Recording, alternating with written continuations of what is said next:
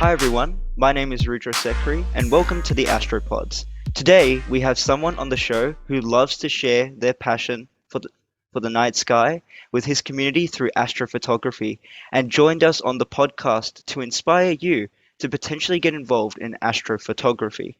This talented person from Canada believes that technology is available at our fingertips, and with enough time and dedication, even you can become an astrophotographer.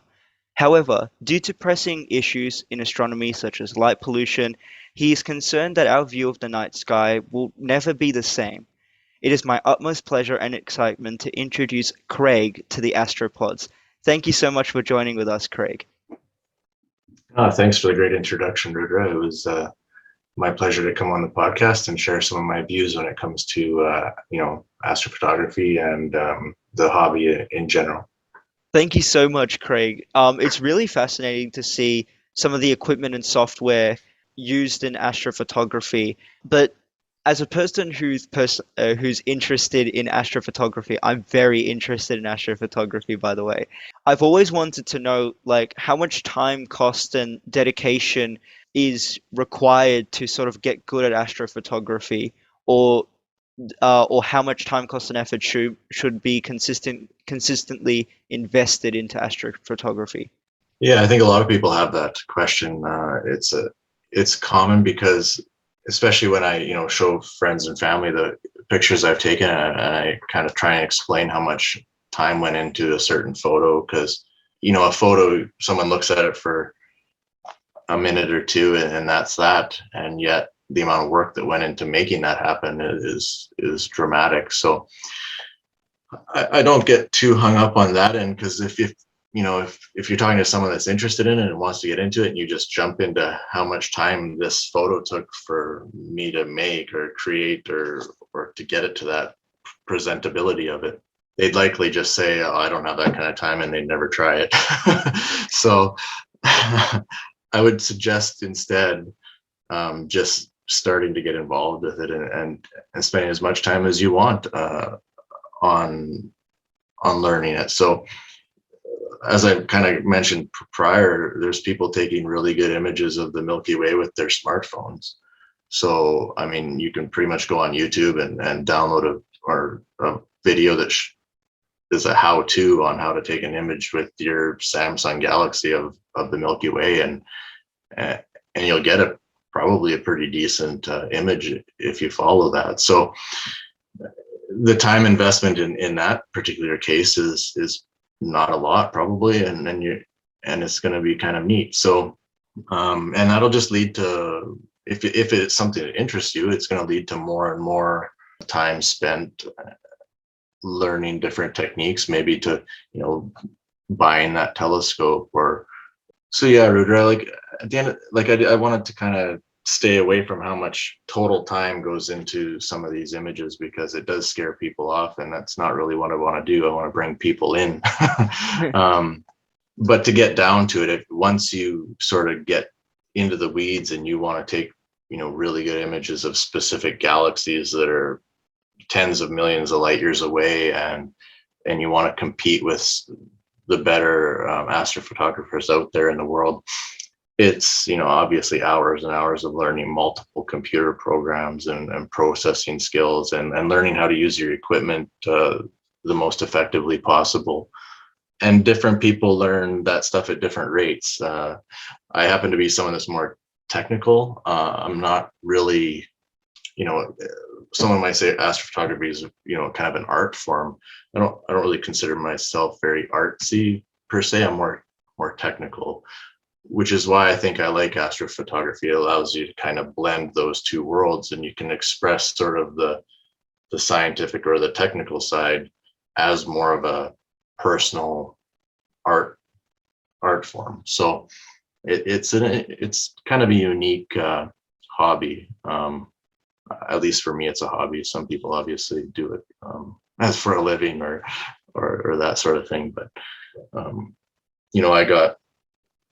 I got a wife, I got kids, and they demand a lot of attention too, as families do. So, and then I have a full-time job as well. So definitely this is more of do it at night when everyone's sleeping type thing.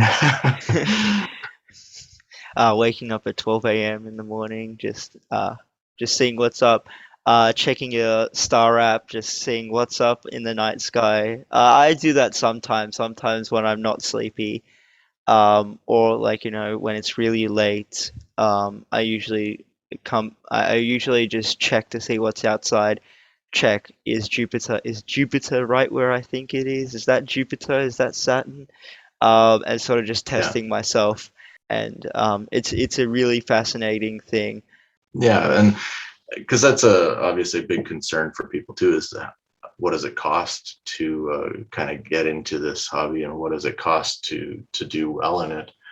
And again, it's kind of subjective. It's a little bit like the time thing. You can do it with your smartphone, so it might not cost you a whole lot. You can, you set up a pretty decent sort of entry level setup. It might cost you, a couple $1,000s. It really depends.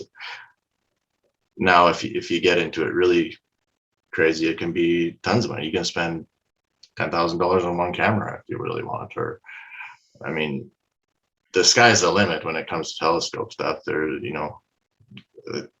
You can definitely spend more than you have. Yeah, and if But you're a billionaire, you can just buy a 20-meter telescope or something like that. Uh, yeah, and then you got to have the time to use that, and that's that is where true. That most is true. billionaires are too busy. That's true. That is totally true. Yeah, I usually thought like with astrophotography, oh, you only need like a $500 Canon camera, and then you probably only need like a $200 telescope, which you can buy from the department store, whatever. And then you probably only need maybe a mount, like an object tracking mount, and like just to make sure that the telescope is actually tracking the object you want to image. That might cost a couple of $100, and I was like, oh, that's like $1,000, but like, and now that you mentioned like $2,000 or $3,000, yes, it's going to scare some people, but for most people, money is not really a concern to them. It's really about like, pushing their passion and stuff like that, and really like exploring new things that they might be interested in. And I think that's what the main aim is. Not to, yeah, as you mentioned, not to scare people with like big numbers, but to, you know, sort of bring them in with the benefits of astrophotography, which is really interesting. Yeah, I'm gonna sort of, yeah, go ahead, Craig. You were gonna say Yeah, something. and it's kind of relative too, because you got to look at hobbies and other things that people enjoy doing. I mean, I know I know guys that have spend lots of money on stuff like snow machines, or four wheelers or quads or whatever you want to call them. And, there's thousands and thousands of dollars spent on those, and it's just for fun. So it's kind of a, what do you like to do? What do you enjoy doing, and is it worth it at the end of the day? So I think the important thing is to try it, and that's it. You can try it for a relatively low input costs. Yeah, totally. I mean, in radio astronomy, if I was just to give an example, only in the last 2 or 3 years have we been starting to see like more affordable options for setting up radio telescopes, like a 2.5-meter dish for a couple of $100, and then you need like a little processing device called an SDR, and that might cost a couple $100 if you want a good one, or maybe like maybe $100 if you want eh, a trash one. Depends on how much quality you want in your data. And yeah, even then you can only observe like the most brightest radio things in the sky, like the sun rising. Like there's an influx in radio frequencies. Only that type of stuff is the stuff which you can observe, and maybe a couple of other objects which we call pulsars. It's still really expensive, but as you mentioned, as technology gets better, the technology which we're using today and cost us a couple $1,000s might cost way less in the future, which is a really interesting thing to see. And then maybe that might be implanted into our smartphones, which would be really cool. But yeah, do you have any other Yeah. thoughts? Well, no, you make a good point. And I think that the key is all of this stuff. The easier it is for people, and maybe not easy, but the more access people have to it, the more they become aware of it. And I think it's important as the human race is we spend more time maybe looking outward as opposed to looking inward. So many people are just focused on their own life and what's going on in their immediate surroundings that you kind of forget the bigger picture sometimes. And